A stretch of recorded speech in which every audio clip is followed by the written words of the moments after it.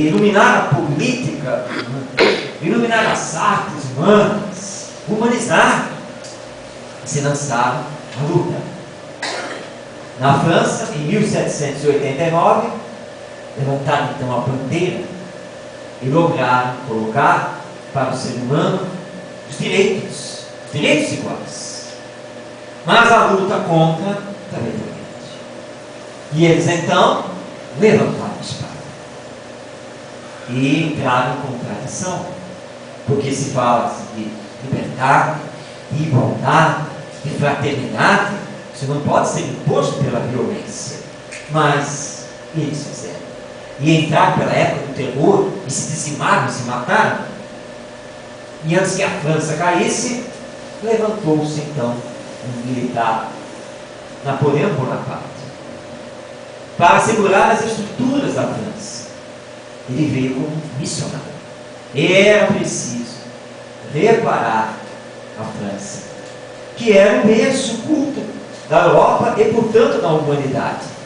Se a França se perdesse, a obra da doutrina espírita não poderia ser executada no tempo de Cristo.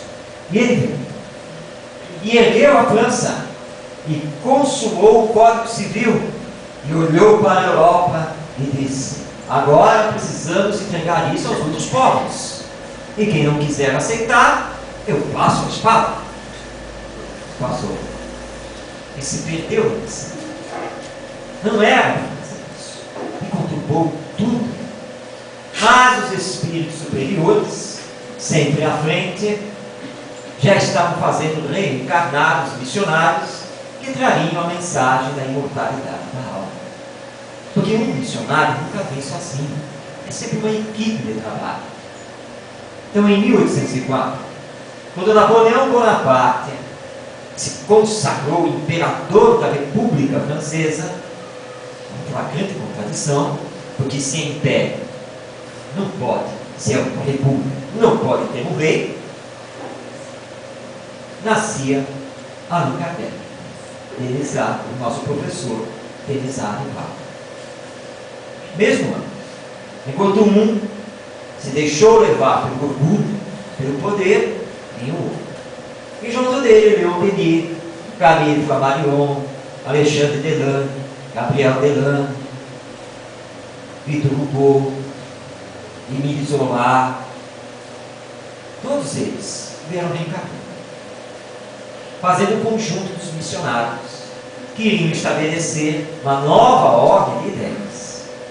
E estabelece, porque Kardec, muito firme, não se deixou levar. E proclamou até o último instante que a obra não era dele, mas era dos espíritos, as almas imortais, os seres humanos, que continuam depois da morte. Mas corríamos o risco de cometer erros, de nos perder no embate com as outras religiões e com os materialistas, os ateístas. Mas esse não era o caminho.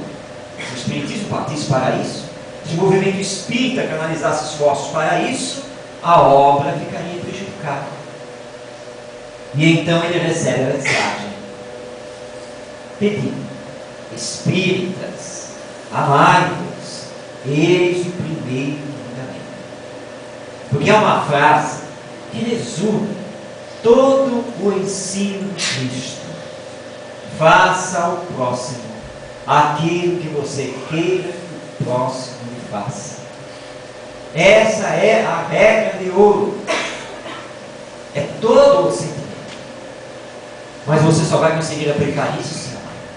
E amar profundamente. E para isso é preciso se amar. Porque se você não se ama, você não ama o próximo. E também não ama a Deus. E ele grava a frase. Está lá meditando, assessorado por dezenas e dezenas de companheiros espirituais. E é preciso colocar isso como frontispício da obra, a página inicial, para que todos leiam. Só através do amor nós poderemos conquistar paz, felicidade, justiça. Só assim teremos equilíbrio, harmonia, nada de embates, de personalismos. O espírita tem que superar isso. Não pode perder os mesmos erros que pode fazer. E ele então, pensando sobre a mensagem, ele lembra de quando havia lançado o Livro dos Espíritos, em 18 de abril de 1857. Quando ele já estava compondo o livro, assolou-lhe uma dúvida. Qual o tema do primeiro capítulo? Eu abro o Livro dos Espíritos, falando da reencarnação, do mundo espiritual, da intervenção dos espíritos no mundo corpóreo. Abro o Livro dos Espíritos com as leis morais. Qual seria o primeiro capítulo mais importante para abrir a obra? Ele estava lá pensando. Do mesmo jeito que estava agora, lá estava ele, em 1857. E recebe então a mensagem dos Espíritos.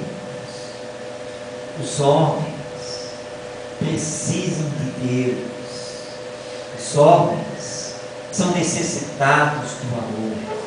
Abra o livro com Deus.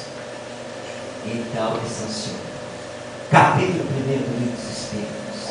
Deus, que é Deus, os atributos de Deus. Deus como Pai Criador, a inteligência suprema, Criador de tudo que existe. E agora então, para lançar o Evangelho segundo o Espiritismo, ele não tem mais dúvida. É o amor. O amor tem que abrir a obra. É o pedido dos Espíritos. Porque se nós espíritas não conseguirmos nos amar, que será da doutrina e que será da humanidade? Nós espíritas não podemos fazer nenhum tipo de discriminação. Nós espíritas não podemos ter preconceito. Porque hoje eu estou assim. Ontem eu estive de outra maneira e amanhã estarei ainda de outro jeito. É a reencarnação. E não importa como estejamos no hoje, todos, sem nenhuma exceção, seremos espíritos perfeitos. Então precisamos entender a necessidade de nos amar. Mas o que é o amor? E ele então pergunta aos espíritos: o que é o amor? E os espíritos respondem: o amor. O amor é o maior dos sentimentos. No início, quando estamos no processo evolutivo inicial, todos nós estamos muito ligados aos instintos. É a sobrevivência, é o domínio do mundo, do corpo. Depois, mais crescidos, instruídos, nós entramos no campo das sensações. Já não estamos mais tanto nos instintos, mas também não somos superiores, estamos nas sensações. Oscilamos entre o bem e o mal, entre satisfazer as coisas da matéria e procurar as coisas do Espírito. E ainda, mais crescidos, com maior saber, com a moralização, nós entramos então no campo do sentimento, que é o amor. O amor é o requinte do sentimento. E sentimento é disposição afetiva do ser para outro ser.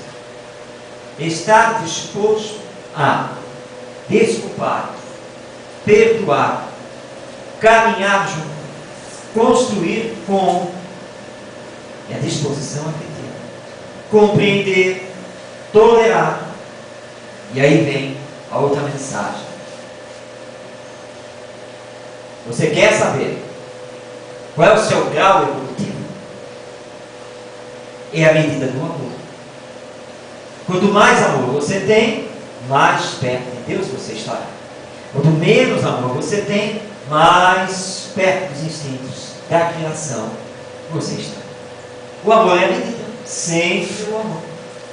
Quanto mais você se dispõe a estar com o outro e construir com ele, mais você cresce no amor. Então, trabalhar o sentimento é muito importante. Trabalhar essa disposição a Deus.